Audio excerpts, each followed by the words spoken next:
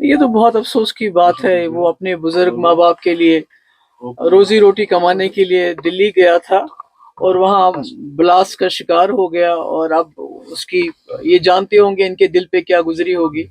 जवान बच्चे की, 30 साल के लड़के की लाश इनको मिली अब। तो इसमें यही है कि बहुत अफसोस है। जितना भी इस पे दुख का इजहार किया जाए वो कम है। मैं उम्मीद करती हूँ कि ये बहुत गरीब घर है, आप देख रहे हैं क्या है इनके पास, और इसीलिए शायद वो दिल्ली भी चला गया था मजदूरी वगैरह करने के लिए। तो इनका खास ख्याल रखा जाना चाहिए। उसको तो वापस नहीं ला सकते हैं। हजारों की तादाद में हमारे लोग बाहर कारोबार कर रहे हैं, छोटे कारोबार, शॉल वाले, हमारे नौजवान लड़के लड़कियां लाखों की तादाद में मुल्क के मुख्तलिफ कॉलेजों में पढ़ते हैं, जहां पर इस वक्त तो बहुत मुश्किलात का सामना पैदा फेस कर रहे हैं। इसमें कोई शक नहीं है कि जो दिल्ली में हुआ वो काबिल मजम्मत है, और उसकी वजह से पूरे मुल्क के अंदर लोगों में बहुत गुस्सा है और बहुत खौफ भी है। तो मगर उसका ये कतई मतलब नहीं कि जो हमारे जम्मू कश्मीर के लोग जो मुल्क के अंदर उसको अपना मुल्क जो उनका समझ के वहाँ मजदूरी के लिए जाते हैं, पढ़ने लिखने के लिए जाते हैं, मुझे लगता है उन पे गुस्सा नहीं उतारा जाना चाहिए।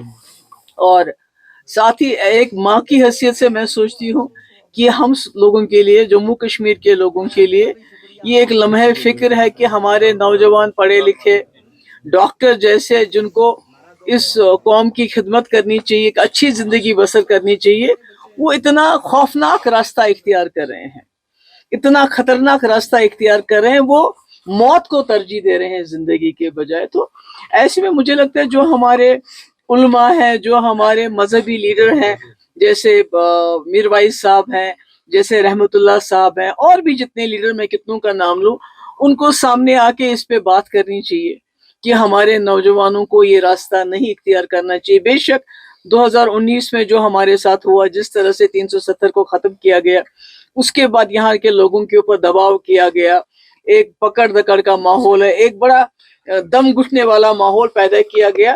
मगर उसका ये कतई मतलब नहीं है कि हमारे नौजवान उस सिचुएशन का मुकाबला करने के लिए अपने जान को एक जिंदा बम बना के खुद भी जान दे और दूसरे की भी जान ले, बेगुनाहों की जान ले। ये नहीं होना चाहिए। और मैं उम्मीद करती हूँ, उमर साहब से मेरी गुजारिश भी है कि वो दिल्ली में बात करे सरकार के साथ, प्राइम मिनिस्टर के साथ, होम मिनिस्टर के साथ, क्योंकि बहुत इस वक्त खौफजदा है हमारे कश्मीर के लोग या जम्मू के लोग, जितने भी एरिया से हमारे लोग बाहर कारोबार कर रहे हैं या नौजवान हैं। क्योंकि अभी हिमाचल प्रदेश का एक वीडियो सामने आया, तो हमने देखा किस तरह से हमारे जो शॉल वाले हैं या दूसरे कारोबारी हैं, उनके साथ क्या सलूक हो रहा है। ये तो मुट्ठी भर लोग हैं जिन्होंने ये हादसे में मुलविस थे। आप बेशक उनको सजा दे दीजिए जो आप देना चाहते हैं, मगर इसका कतई ये मतलब नहीं कि आप इज्तिमाई तौर पे कलेक्टिव पनिशमेंट देंगे जम्मू कश्मीर के लोगों को।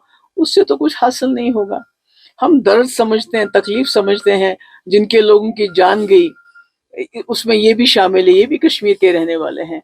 तो मगर इसका ये कतई मतलब नहीं है कि आप उसका गुस्सा जो है आम कश्मीरियों पे निकालें। इसलिए मैं उम्मीद करती हूँ कि उमर साहब इस मसले को दिल्ली में जो सरकार है उसके साथ उठाएंगे, होम मिनिस्टर के साथ उठाएंगे, प्राइम मिनिस्टर के साथ उठाएंगे।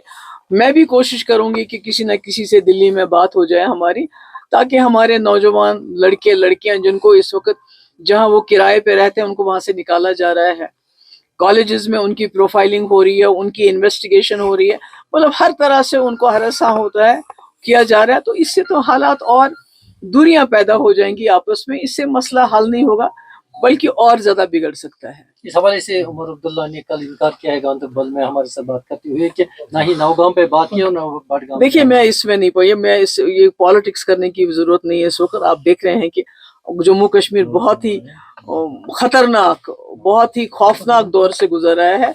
हमारे लोग इस वक्त मुसीबत में फंस गए हैं, मुश्किलात में फंस गए। न यहाँ वो ठीक तरह से रह सकते हैं, हिफाजत से रह सकते हैं, और जब बाहर चले जाते हैं अपनी रोजी रोटी कमाने के लिए, अपनी पढ़ाई के लिए, तो ऐसे में जिस डॉक्टर ने इस हादसे में, इतने बड़े ब्लास्ट में हिस्सा लिया, तो उन्होंने न सिर्फ अपनी जान दे दी और बेगुनाह लोगों की जान ली, बल्कि हमारे जम्मू कश्मीर के लोगों का जीना बहुत मुश्किल कर दिया। जो पहले ही हम शक के दायरे में हम लोग होते थे, अब इससे और ज्यादा शक के दायरे में आ गए।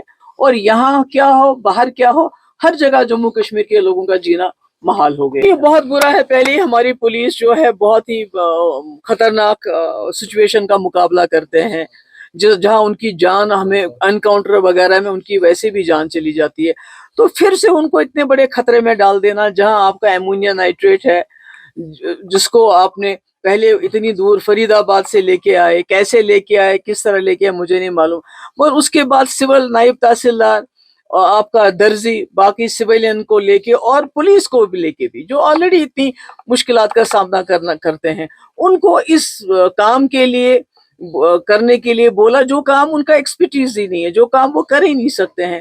تو اتنا بڑا حادثہ ہو گیا. میں تو کہتی ہوں کہ اس کی انویسٹیگیشن ہونی چاہیے, کیونکہ ایک ابھی وہاں ہمارے دلی میں 15 لوگ چلے گئے, جس میں ہمارے یہ بلال صاحب بھی تھے, اور یہاں ہمارے 9 لوگ چلے گئے. تو مجھے لگتا ہے جموں کشمیر اس وقت بہت بہت مصیبت سے مطالبے کی کیا بات ہے, جو ان کا تو لخت جگر چلا گیا ہے.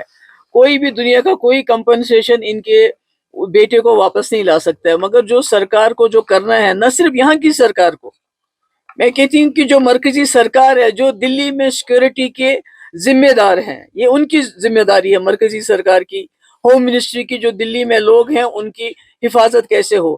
تو ان کی طرف سے بھی اور یہاں کی سرکار کی طرف سے بھی اس خاندان کی پوری مدد ہونی چاہیے, اور کم سے کم خاندان کے ایک فرد کو سرکاری نوکری بھی دی جانی چاہیے. Thank you so much.